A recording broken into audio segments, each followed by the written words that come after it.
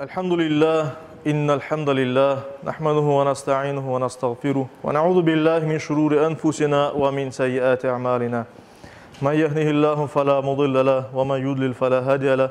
Neşhedü en la ilahe illallah vahdehu la şerike leh ve neşhedü enne Muhammeden abduhu ve rasuluhu erseleh. Ya eyyühellezine amenu ittakullaha hakka tukatih ve la temutunne illa ve entum muslimun. Eyyühennas اتقوا ربكم الذي خلقكم من نفس واحدة وخلق منها زوجها وبث منهما رجالا كثيرا ونساء يا أيها الذين آمنوا اتقوا الله وقولوا قولا سديدا يصلح لكم أعمالكم ويغفر لكم ذنوبكم ومن يطع الله ورسوله فقد فاز فوزا عظيما أيها الناس قال الله تبارك وتعالى في كتابه الكريم أعوذ بالله من الشيطان الرجيم Bismillahirrahmanirrahim. Vel fecr ve leyalin aşr. Sadakallahu Rabbunal a'la. Saygılı cemaat-i muslimin, hürmetli Müslümanlar, geçen bazar ertesi kunu Avgust 9'unda Hicri yanı 1443 senesinin ilk ayı, Muharrem ayı başlayan idi. Bu Muharrem ayının 10. kunu ise Aşure kunudur. O gelecek çarşamba kunu Avgust 18'ine rast gelmektedir inşallah. Aytılğanı ki bu Muharrem ayı dinimizde de hürmet etilgen 4 haram aylardan birisidir. Peygamberimizden evvel, İslamiyet'ten evvel Mekke'de yaşayanlar ve asıl da bütün Araplar şu günlerde cenk yapmaydılar, cenk yasağı var idi. Günahlardan uzak olmağa, saplı işler becermeye, ibadet etmeye tırışaydılar. Peygamberimiz sallallahu aleyhi ve sellem bunu devam ettirdi ve bu 4 haram ayda demek ki aynı şekilde davranmakını emir etken idi. Peygamberimiz sallallahu aleyhi ve sellem ozu oraza tuttu ve tavsiye etti şu günlerde Muharrem ayında ki Müslim'de geçken hadiste Peygamberimiz sallallahu aleyhi ve sellem buyura Ramazan ayından son tutulgan en faziletli oraza Muharrem ayında tutulgan orazadır. Hususan bu ayının ilk 10 konu hakkında rivayetler var.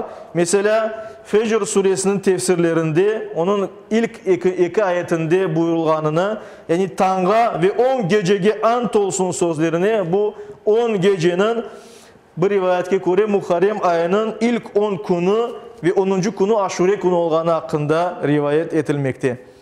İşte Muharrem ayının 10. konu Aşure konudur.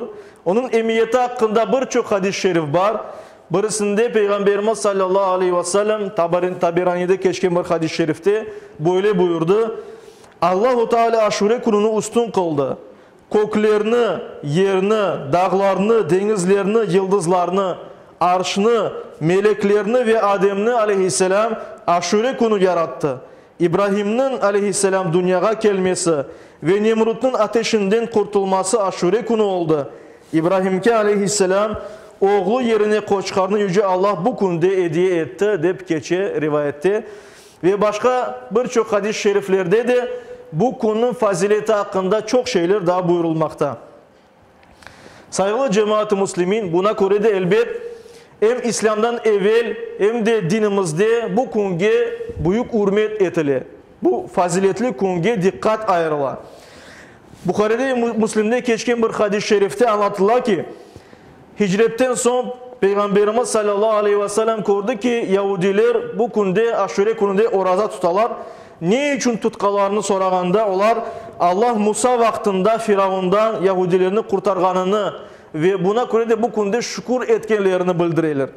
Peygamberimiz sallallahu aleyhi ve sellem ayıttı ki men Musa aleyhisselam'a sizden daha layığım.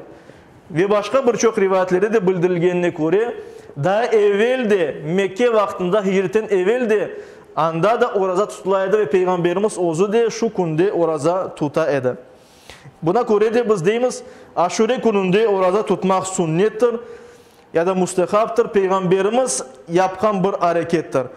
Ve Peygamberimiz sallallahu aleyhi ve sellem Müslim'de ve Tirmiz'de geçken bir hadis-i şerifinde buyurganı üzere Aşure kunu orada tutkan kimsenin bir yıllık günahları afu etili.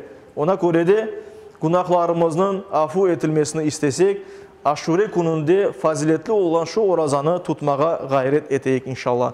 Ve bir de bunu kaydeteyik. Peygamberimizin sünneti üzere sadece aşure gününde tutmak mekruhtur. Tutulabilir ama mekruhtur, hoş görülmegen. Ona göre de bir gün koşmak daha da güzeldir, sünnete uygundur ve sevaptır. Ahmet'te geçkin bir rivayette Peygamberimiz sallallahu aleyhi ve sellem böyle aytkan edi. Aşure gününden bir gün evvel ya da bir gün sonradan koşup oraza tutunuz. Ona göre de biz Peygamberimiz sallallahu aleyhi ve sellem'in sözlerine uyup büyükten büyük sevap kazanıp şu günde tutulgan orazalarımız sayesinde yıl boyunca yapılan günahlarımızdan kurtulabiliriz. Yeter ki niyetimiz Allah rızası için olsun saygılı cemaat. Ve saygılı cemaat, saygılı hürmetli Müslümanlar, bu günün Aşure günün bir de kederli hatırası var. Biz biliriz ki Peygamberimiz sallallahu aleyhi ve sellem'in torunu Hazreti Hüseyin ve onun yakınları işte yolculuk edip işte o fitne vaktinde hakimiyetini öz koluna almak için, biatlarını almak için Irak topraklarına ketkendi. Irak toprağında olan Kerbela degen bir şehir yanında baskınla uğradı ve yakınlarının beraber anda öldürülgen edi. Bu vakıya pek terin yaralar açtı Müslümanlar ümmetinde. O vakit bu fitne daha da böyle kozgalıp gitti ve kunumuzga hala da biz onun tesirini göremiz. Ve ona göre de bütün bu vakit içinde biz aşure gününü kaydetkenimizde, onu karşılaganımızda bir taraftan bir sevinç olarak onu hayırlayımız, bir sevinç olarak onu karşılayımız. Çünkü faziletli ve sevaplı bir gündür. Başka taraftan Peygamberimiz torunu Hazreti Hüseyin şehit düşken bir gün olganı için biz bu günde kederlenemiz. Saygılı cemaat-ı Müslümin, Peygamberimizin hadislerinde buyurulganı üzere Muharrem ayının faziletinden, sevabından, Aşure gününün faziletinden ve sevabından faydalanmaya tırışayık. Orazanen geçireyik, ibadetimizni ziyadeleştireyik ki Yüce Rabbimizin razılığına yetmeye bir vesile, bir sebep olsun. Ve öz vazifelerimizni, mesuliyetlerimizni yerine getirmeye tırışayık. Müslüman olarak, Müslümanca yaşamaya gayret etmeye tırışayık. Yakınlarımızga ya da yaxşı bakayık. İşte etrafta olan müesselerimizni kötermeye tırışayık. Camilerimizni yaşatayık. Medreseler kapılarını aça talebeler için. Medreselerge yardım eteyik ya da öz evlatlarımızdan da yollayık ki dinimizni öğrensinler. Yüce Rabbimiz her birimizge şu yardımlarını etmeye, mesuliyetlerini yerine getirmeye ve Allah'ın razılığına yetkin kullar olarak yaşamaya nasip eylesin. Müslümanca yaşamak ve Müslüman olarak son nefesini vermeye her birimizge yakınlarımızı nasip eylesin. Yüce Rabbimiz bolluk, bereket, evli rızıklar ve tinçlik, amallık nasip eylesin. Fitneden korçalasın. Amin.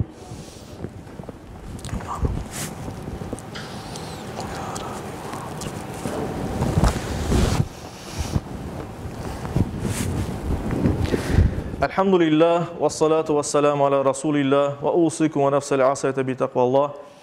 İnna Allah ve melaiketehu yusallun ala nebi ya eyyühellezine amanu sallu aleyhi ve sellimu teslima.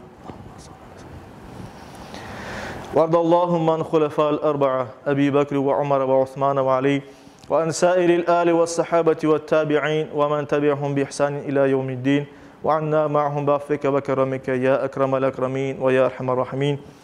اللهم أعز الإسلام والمسلمين اللهم أعز الإسلام والمسلمين اللهم أعز الإسلام والمسلمين واحمي حوزة الدين ودمر أعداء الدين وألف بين قلوب المسلمين ووحد صفوفهم واجمع كلمتهم على الحق يا رب العالمين وانصر دينك وكتابك وسنة نبيك محمد صلى الله عليه وسلم وآله أجمعين.